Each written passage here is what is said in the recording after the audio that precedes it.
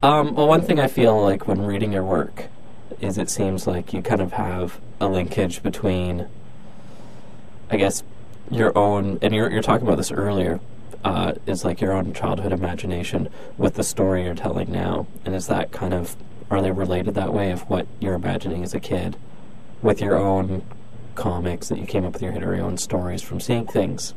I think formally they're related, but not story-wise so much.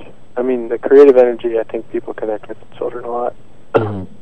The children are, traditionally seen as being unafraid and uninhibited and stuff like that. But that's just creativity. And anybody that possesses that power, you're going to see those kind of, they're going to be marked by those aspects. But weirdly enough, I feel like a lot of the formal aspects of how I draw comics come out of, I don't know, just like childhood, strange childhood mixes of things. Just like colors and patterns, and like, I feel like I really reacted to those things a lot when I was little. It was like a really, really big deal. Just like shapes and stuff, I got really, really strong feelings from just shapes and colors and things like that. I think maybe those aspects, and also the kind of mixing of extremes that I was talking about in terms of just like highly formal stuff that's so simple that it's almost primordial or something, mm-hmm. like just like the shape of a square or something like that. And then I don't know, some nice engraving or something like that, or Heinrich clay or something, like some nice ink drawings. Or those fascinations are really electric, those meetings of those two different kinds of things. And even visually, I think the environment that I grew up in is a little bit like that, in terms of just like, there's woods and there's forest and there's like earth and there's like all these rich tonal values and stuff. And then there's this house that's built in the mid-'80s, and it has like gray sideboards and perfectly straight lines and like 90-degree angles, and then the objects that are contained inside of it are similar to that, like a bread box. And like a square is extremely futuristic. It's a very kind of like godless, disconnected, or maybe godlike kind of energy to that. It doesn't really seem like it's from planet Earth. Mm-hmm. It's certainly not from, doesn't seem like. It's not natural. Oh yeah, I mean it is ultimately, but yeah, it doesn't seem like it is. And I guess that's the kicker, It's not natural. It's all natural, it's all in there, but it doesn't, I don't know, something visually about the meeting of those two extremes. And I think, a lot of people in the 70s, artists were playing with that in the 70s, like, organic and inorganic, like, what happens when they meet? And I see a lot of fascination with that too, with a lot of like young drawing-oriented artists now. There's a lot of like amorphous shapes meeting hard-plane geometries and things like that. And I don't know, that's a pretty simple thing to play with. That's like pretty basic thing, but I think it points to something important about, or something mysterious maybe about just like the electricity of life and the extremes of life. Mm-hmm. And can be a way to talk about moral extremes, or I don't know, any other kind of black and white thing like that. I'm very interested in that point of intersection where something gets so depraved that it has a certain kind of nobility, or when something gets so I don't know, selfless and high-minded that it becomes very cruel or something. I don't know. Those are interesting. That's what I don't know. That's what I'm interested in. You get fascinated by different aspects of things, it sounds like, of how you can take something apart and look at it in different angles.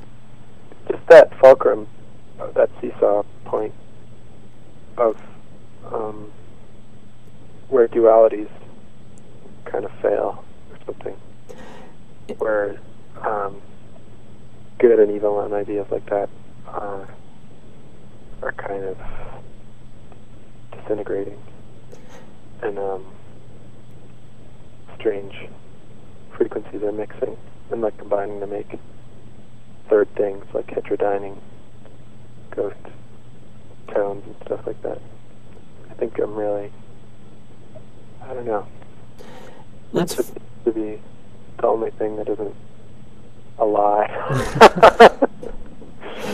It's fun. It's interesting you're talking about the fulcrum and stuff, because like I'm making notes last night going through comics, and one of the things I wrote down was the balance with nature, and it seems like you have these characters in their weird altered reality, but nature in itself is an important part of it that kind of they're involved in, but not taking over. That whole balance. What's that? I'm sorry. I was just saying how you have a balance in that, like you're talking about the fulcrum of how everything goes together, and I wrote down in my notes about there being like a really important balance of nature within your comics of what the characters are going through and where they're living. Yeah, I like the idea of these systems.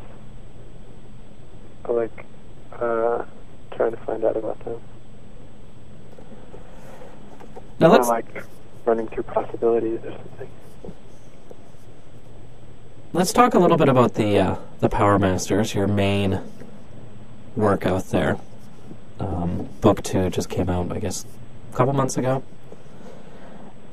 And I kind of feel like I'm reading an extended Dungeons & Dragons game in some aspect.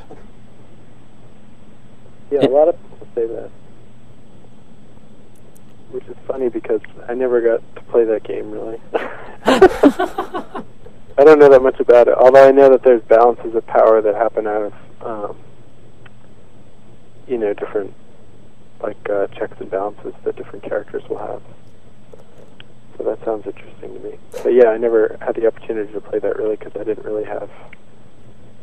there was no kids that lived near me to play those kind of games. So. I didn't play it either. That was that. So maybe I'm just making assumptions. So Powr Masters, this is your first real take on a bigger story. Where'd the idea of doing Powr Masters come from, and what's the eventual goal with it?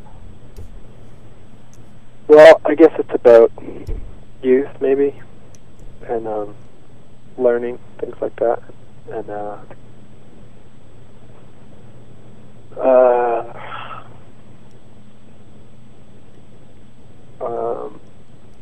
I don't know, in some ways it's like a stepping stone of just like trying to take on all these different ideas that I'm interested in all at once and just doing my best to try and make it work. I think I'm very aware of it as a first effort, even as I'm doing it. And I'm working hard to make it interesting for myself and to make it readable for other people, hopefully, to some degree.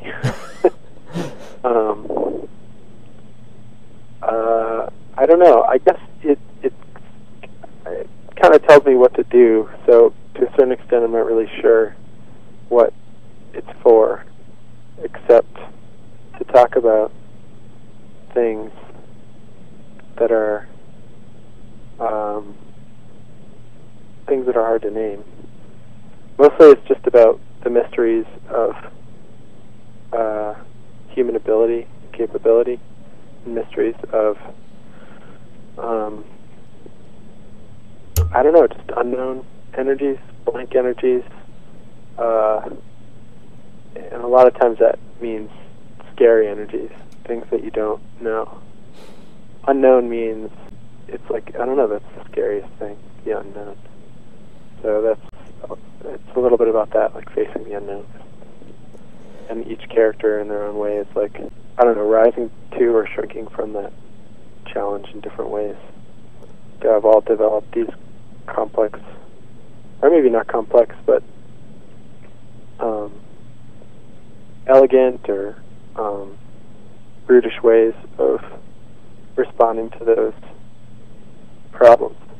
and that's what people do, and that's what every animal in nature that has a specialized body and a specialized mind, they're all approaches to a task of survival and a task of gathering knowledge, things like that. So it's a very basic story of just life.